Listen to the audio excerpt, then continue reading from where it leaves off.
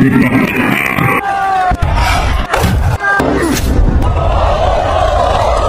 niyong sundan, huwag magpapahuli. Pag-usapan ni bakbakan. Isa sa maituring na magaling na Pinoy boxer itong nagmula sa baluarte ni Manny Pacquiao, ang tubong General Santos City.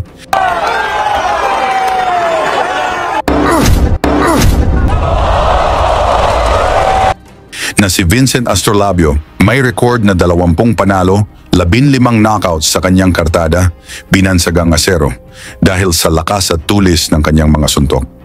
Matatandaan natin na unang nabigo si Astrolabio sa WBO World Title kontra Jason Maloney by split decision. Pero imbis na panghinaan ng loob, ginawa itong inspirasyon ni Acero. Mas lalong hinigpitan ng training, mas lalong nagliyab ang determinasyon. At makalipas ang 3 buwan, muling binigyan ng pagkakataon si Astrolabio para sa title eliminator para sa WBC title. Pero hindi basta-bastang laban ito dahil nakatapat nito ang halimaw ng Thailand na si Nawafon Kaikanha, may kartadang 58 panalo, 48 knockouts at kilala sa pambihirang lakas na nagpabagsak pa kay Amnat Ruenroeng na tumalo kay Casimero. Kaya ayon pa sa mga Thai fans, pandagdag lang daw ito sa listahan ng kanyang pinabagsak. Pero iba ang plano ng batang Pinoy, naganap ang kanilang laban sa baluarte ng kalaban sa Bangkok, Thailand. Sa pagbungad ng unang round, umatake agad si Astrolabio. Sigawan ang mga Thai fans, confident na madali lang raw matutumba ang Pinoy. Ngunit hindi dito natinag si Astrolabio, sinabayan ang kanilang kampyon. At talagang dinadamdam nitong Thai. Ang maganda rin sa labang ito ay sumasabay itong kanyang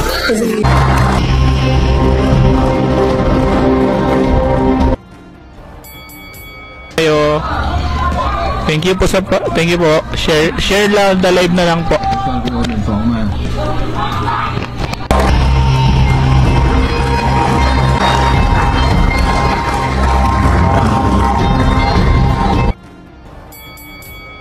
Round 4, naging mainit ang palitan ng suntok, mga mabibilis na kombinasyon ang pinakawalan na matapos ang laban sa pamamagitan ng knockout.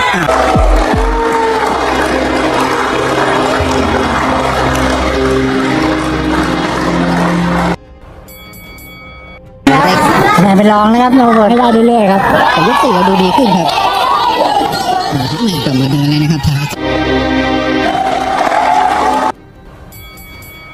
Sa kalagitnaan ng laban, tuloy ang aksyon kung saan walang nagpapatalo sa dalawang boksingero. Ano nangyari sa Gilas kagabi? Bang! Bang! Bang! Ay gagi. Oh shoot! The front door. Delikado tayo guys.เริ่มปล่อยเยอะๆนะครับทุกคนใช่ครับเอาครับวงในดูเอายุบหรือเปล่าครับแม่เจอบิดติดแบบนี้นี่แม่เขาพยายามจะแก้เกมด้วยอัปคัตแต่โดนลำตัวเอาบ้านอีกบ้านเลย Oh naku, uppercut na naman. Malakas pala to si Nawapon na to ah. Shit, buti na pumus. Oh, mukhang delikado guys. Salamat sa panonood kasama ko guys. Mukhang isang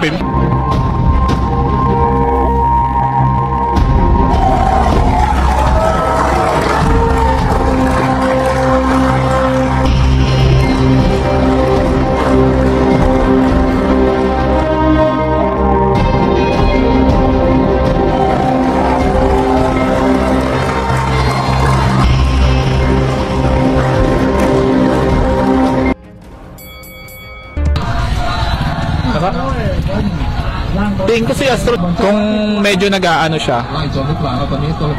Yan, ginagamitan niya ng paatulad niyan. Ay, naka-counter guys. Naka-counter tayo guys.มาเลยครับตอนนี้เชียงหนีแล้วนะครับมาให้จุดแหหนีเลยครับตอนนี้เป็นมุมมาแล้วครับไล่ข้อมูลแบบนี้ไม่ได้ดูว่าครับต้องเก็บไปอยู่เอา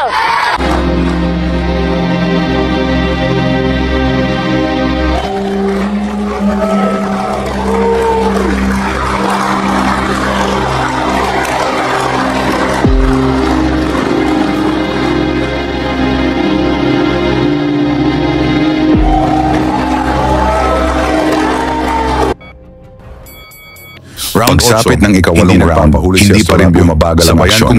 Parehong determinado ang dalawang boksingero na patunayan ang kanilang galing.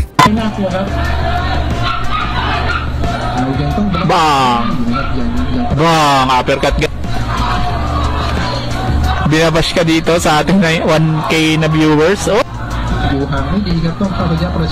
Pero di natin oh.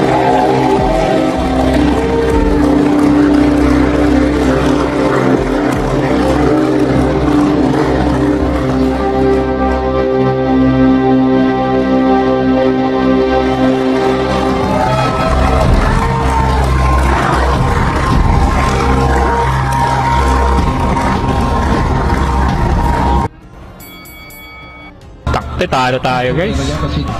เราจะได้เปรียบมากกว่าเลยถ้าพี่ชกห่างๆ So far, sa score talo tayo. Kahit ako na nagsasabi nating talo tayo dun. Pero, nandiyan pa rin naman yung himala eh. Hindi pa naman hinihintay lap.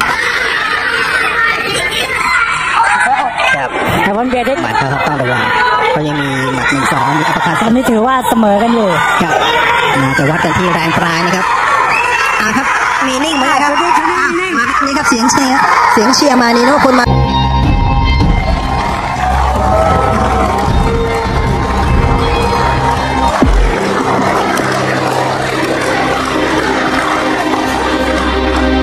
Whole na nagsasalita na hindi ko maintindihan eh. Mas masarap pa เป็นช่วงกลางครับว่ากำลังแข็งกว่าแข็งแรงกว่าท่าทางที่ผ่านมาเนี่ยคนที่เดินเบียดเดินพูดอยู่แต่ท้ายตัวเรียวก็ต้อง Uy, dami nating shares. Dito sa ikasampung round, alam ng lahat, delikado kung aabot sa desisyon ng mga hurado. Kaya't pinakawalan na ni Acero ang lahat ng kanyang lakas. Silver Boys TV, ikaw kasi. กองทางแถวชัดเจนครับ